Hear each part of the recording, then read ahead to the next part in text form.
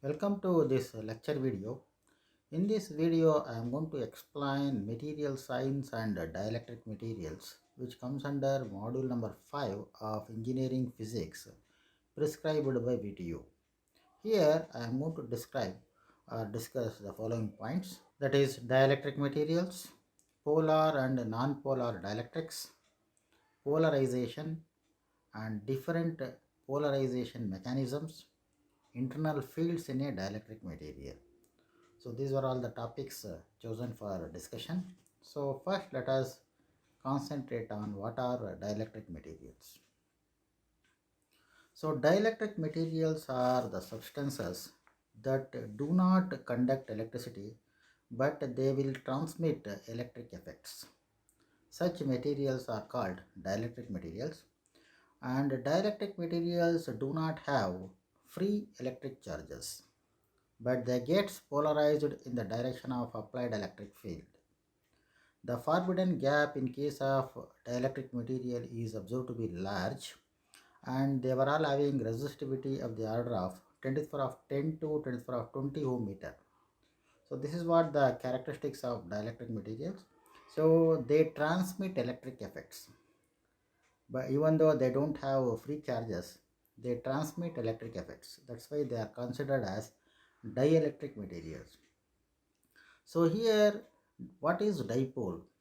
A dipole is nothing but when two charges are separated by certain distance, say L. Let Q be the charge on the charged particles. Then the dipole moment mu is given by QL. So that is what the expression for dipole moment. So dipole means two charges separated by certain distance L. So that is what the meaning of dipole, and that corresponding dipole moment mu is equal to Q into L. And here in this picture you can look at a material where all the atoms are all under neutral state. Whenever it is subjected to electric field, separation of charges takes place. That means positive and negative charges get separated or oriented in the direction of applied field, and the phenomenon is known as polarization. So displacement of charges takes place along the direction of applied field is considered as polarization. Now let us look at two types of dielectric materials. First one is non-polar dielectrics and the second one is polar dielectrics. So if the center of gravity of positively charged nucleus and the negatively charged electrons are coinciding or meeting at one particular point, then it is considered as non-polar dielectric. That means if the center of gravity of positively charged nucleus and the electron cloud are not at all separated or not at all coinciding, such molecules are considered as non-polar molecules or non-polar dielectrics. Example: oxygen, nitrogen, helium, etc. Similarly, when we consider polar dielectrics, here if the center of gravity of positively charged nucleus and the electron cloud are not at all coinciding, such molecules or such dielectrics are called polar dielectrics. So this is going to be observed in case of water molecules, KCl and NH3. So this is what the difference between polar and non-polar dielectrics. And in case of dielectric materials, we come across four different types of polarization mechanisms. So here the first three are important, and fourth one is just for namesake I'm going to explain. But the first one is electronic polarization, second one is ionic polarization, third one is orientation polarization, and the fourth one is space charge polarization. The space charge polarization is already you've seen in the first picture. When a material is subjected to electric field, separation of positive and negative charges takes place at their ends. So that is what observed in case of space charge. Now let us look at what is electronic polarization. So electronic polarization is observed in some materials where positive and negative charges in the dielectric material is gets separated. Okay, so that's what observed in case of electronic polarization, and the corresponding polarizability denoted by symbol alpha E is given by this one, that is corresponding electronic polarizability alpha E is equal to epsilon 0 into epsilon r minus 1 divided by n, where epsilon 0 is dielectric constant of the vacuum, epsilon r is relative permittivity of the material, and n is number of atoms per unit volume of the dielectric material. That is nothing but electronic polarizability denoted by symbol alpha E. And when we look at the another concept, that is ionic polarization. So it is observed in case of ionic compounds. For example, sodium chloride is a ionic material.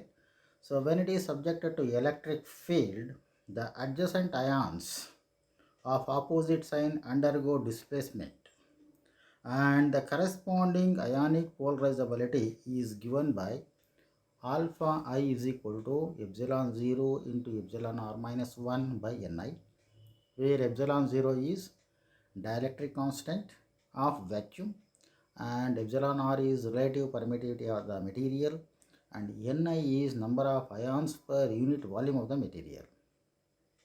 And the next one is orientation polarization. So this is going to be observed in some materials. So orientation polarization occurs in those dielectric materials having molecules with permanent dipole moment. The orientation of these molecules will be random due to the thermal agitation. Under the influence of an applied electric field, each dipole gets rotated and reorient along the direction of applied field, and the corresponding polarization considered as orientation polarization, and the corresponding polarizability is given by alpha naught, that is orientation polarizability. Alpha naught is equal to mu square by 3kt, where mu is permanent dipole moment, k is Boltzmann constant, and T is temperature. Therefore, the total polarization of a material is the sum of electronic polarizability, ionic polarizability, and orientation polarization or polarizability. Therefore, the total polarization alpha is equal to alpha E plus alpha I plus alpha naught. So this is what about polarization mechanisms observed in case of dielectric materials. Now let us look at the another concept, that is internal fields in a dielectric material. So what is internal field? Internal field is the electric field that acts at the site of any given atom of solid or liquid dielectrics, which is the resultant of the applied field and the field due to all the surrounding dipoles. So the internal field at any atom in a dielectric material is the sum of applied field, that is EA, and the field due to the surrounding dipoles. So total field is taken into account for calculating the internal field at a particular atom in a dielectric material. Now let us consider the atomic system in a dielectric material. So here the atoms were all arranged systematically. The distance between the adjacent atom is small d, and EA is the strength of the applied field. And here let us consider an atom O, which is surrounded by atoms A1 and A2 and B1 and B2. Okay, so the distance between each atom is small d. Now in order to calculate the internal field at O, first we have to calculate what is the field produced by the surrounding atoms A1 and A2 at O. Similarly B1 and B2 at O. So let us look at what is the field produced.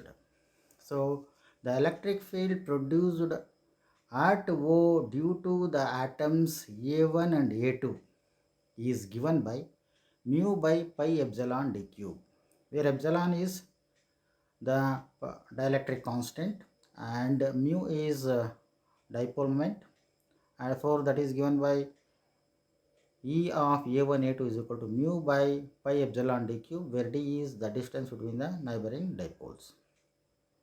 So the field at O due to A1 and A2 is given by E1. Similarly, the field at O due to the atoms B1 and B2 is given by mu by pi epsilon 2d cube, that is considered as E2. Now if we consider all other atoms, the total resultant field at O due to n number of atoms or n dipoles surrounding it is considered as ER, that is resultant field. ER is equal to E1 plus E2 plus E3 plus E4 up to En. So substitute the value of E1, E2, E3 up to En, that is nothing but mu by pi epsilon d cube plus mu by pi epsilon 2d cube plus mu by pi epsilon 3d cube, like that. So it will continue. So here mu by pi epsilon d cube is the common, take out that, and if we consider all the terms into account, we can write this equation as mu by pi epsilon d cube summation n is equal to 1 to infinity 1 by n cube. So it is observed that summation of n is equal to 1 to infinity 1 by n cube is approximately equal to 1.2. Now substitute this value here. Therefore the internal field is given by the strength of the applied field plus resultant field due to n number of dipoles. Therefore here ER is equal to 1.2 mu by pi epsilon d cube. Therefore the internal field is given by EI is equal to EA plus ER, or EA plus 1.2 mu by pi epsilon d cube. So this is what the expression for internal field at a particular atom in a dielectric material, which is the sum of the strength of the applied field, that is EA, and the field due to the surrounding dipoles, that is equal to 1.2 mu by pi epsilon d cube. So this is an expression for internal field at an atom in a dielectric material. Thank you.